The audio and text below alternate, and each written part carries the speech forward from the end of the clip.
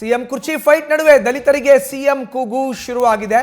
ದಲಿತರಿಗೆ ಸಿಎಂ ಸ್ಥಾನ ನೀಡಬೇಕು ಅಂತ ಮತ್ತೆ ಟ್ರೆಂಡ್ ಶುರುವಾಗಿದೆ. ಡಾಕ್ಟರ್ ಜಿ ಪರಮೇಶ್ವರ್ ಪರ ಸೋಷಿಯಲ್ ಮೀಡಿಯಾದಲ್ಲಿ ಟ್ರೆಂಡ್ ಶುರುವಾಗಿದೆ. ಸದಾ ಸಿಎಂ ರೇಸ್ನಲ್ಲಿ ಇರ್ತೀವ್ರಿ ನಾವು ಅಂತ ನಿನ್ನೆ ಸಚಿವರು ಹೇಳಿದ್ರಲ್ಲ ಪರಮೇಶ್ವರ್.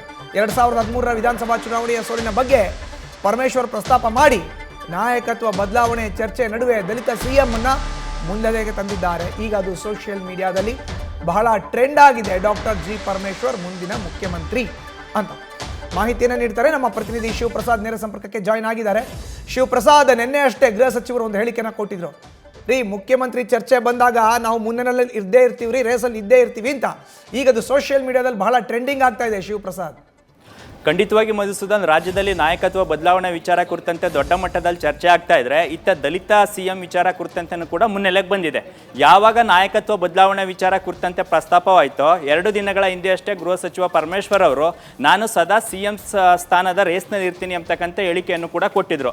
ಜೊತೆಗೆ 2013ರ ಸಾರ್ವತ್ರಿಕ ಚುನಾವಣೆ ಸೋಲಿನ ಬಗ್ಗೆ ಕೂಡ ಪ್ರಸ್ತಾಪ ಮಾಡಿದ್ರು. ಆ ಚುನಾವಣೆಯಲ್ಲಿ ನಾನು ಗೆದ್ದಿದ್ರೆ ಬೇರೆ ತರ ಆಗ್ತಾ ಇತ್ತು ಎಂಬುದರ ಮೂಲಕ ನಾನು ಕೂಡ ಆ ಸಂದರ್ಭದಲ್ಲಿ ಸಿಎಂ ಆಗ್ತಾ ಇದ್ದೆ ಅಂತಕ್ಕಂಥ ಹೇಳಿಕೆಯನ್ನು ಪರೋಕ್ಷವಾಗಿ ಹೇಳಿದ್ರು. ಸದ್ಯ ಈ ಪರಮೇಶ್ವರ್ ಅವರ ಹೇಳಿಕೆಯಿಂದ ದಲಿತ ಸಂಘಟನೆಗಳು ಕೂಡ ಅಲರ್ಟ್ ಆಗಿದೆ. ಈ ಬಾರಿ ನಾಯಕತ್ವ ಬದಲಾವಣೆ ಆದರೆ ದಲಿತರಿಗೆ ರಾಜ್ಯದಲ್ಲಿ ಸಿಎಂ ಪಟ್ಟ ಕೊಡಬೇಕು ಎಂಬತಕ್ಕಂಥ ಆಗ್ರಹ ಕೂಗು ದೊಡ್ಡ ಮಟ್ಟದಲ್ಲಿ ಕೇಳಿ ಬರ್ತಾ ಇದೆ.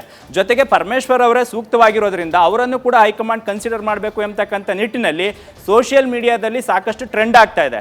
ಜೊತೆಗೆ ಈ ವಿಚಾರ ಕುರಿತಂತೆ ರಾಜ್ಯಾದ್ಯಂತ ದೊಡ್ಡ ಪ್ರತಿಭಟನೆಗೂ ಕೂಡ ಈಗ ದಲಿತ ಸಂಘಟನೆಗಳು ನಿರ್ಧಾರ ಮಾಡಿದೆ ಎಂಬತಕ್ಕಂಥ ಮಾಹಿತಿ ಲಭ್ಯವಾಗ್ತಾ ಇದೆ.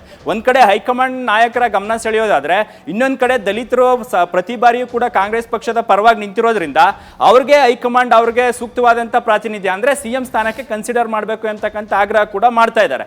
ಹಾಗಾಗಿ ಸದ್ಯ ಈಗ ಏನಾದರೂ ನಾಯಕತ್ವ ಬದಲಾವಣೆ ವಿಚಾರ ಬಂದಂಥ ಸಂದರ್ಭದಲ್ಲಿ ಹೈಕಮಾಂಡ್ ಏನಾದರೂ ರಾಜ್ಯ ನಾಯಕರನ್ನ ಕರೆದು ಮಾತುಕತೆ ಆಡಿದಂಥ ಸಂದರ್ಭದಲ್ಲಿ ದಲಿತರನ್ನು ಕೂಡ ಕನ್ಸಿಡರ್ ಮಾಡಬೇಕು. ಜೊತೆಗೆ ಪರಮೇಶ್ವರ್ ಅವರೇ ಸೂಕ್ತವಾದಂಥ ವ್ಯಕ್ತಿ.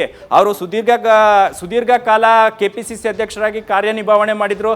ಜೊತೆಗೆ ಅನೇಕ ಇಲಾಖೆಗಳಲ್ಲೂ ಕೂಡ ಸಮರ್ಥವಾಗಿ ಕಾರ್ಯನಿರ್ವಹಣೆ ಮಾಡಿರೋದ್ರಿಂದ ಹಿರಿತನಕ್ಕೆ ಪ್ರಾತಿನಿಧ್ಯ ನೀಡಬೇಕು ಎಂಬತಕ್ಕಂಥ ಕೂಗು ಈಗ ಕೇಳಿ ಬರ್ತಾ ಇದ್ದು, ಈ ವಿಚಾರ ಕುರಿತಂತೆ ರಾಜ್ಯ ನಾಯಕರು ಇರ್ಬೋದು, ಜೊತೆಗೆ ಹೈಕಮಾಂಡ್ ನಾಯಕರು ಕನ್ಸಿಡರ್ ಮಾಡ್ತಾರಾ, ರಾಜ್ಯದಲ್ಲಿ ಬಾರಿ ದಲಿತರಿಗೆ ಸಿಎಂ ಸ್ಥಾನ ಕೊಡ್ತಾರಾ ಎಂಬತಕ್ಕಂಥ ಚರ್ಚೆಗಳ ನಡುವೆಯೂ ಕೂಡ ಈಗ ಟ್ರೆಂಡ್ ಆಗ್ತಾ ಇರ್ತಕ್ಕಂಥದ್ದು. ಮಧುಸೂದನ್, ಧನ್ಯವಾದ. ಶಿವಪ್ರಸಾದ್, ನಿಮ್ಮ ಮಾಹಿತಿಗೆ.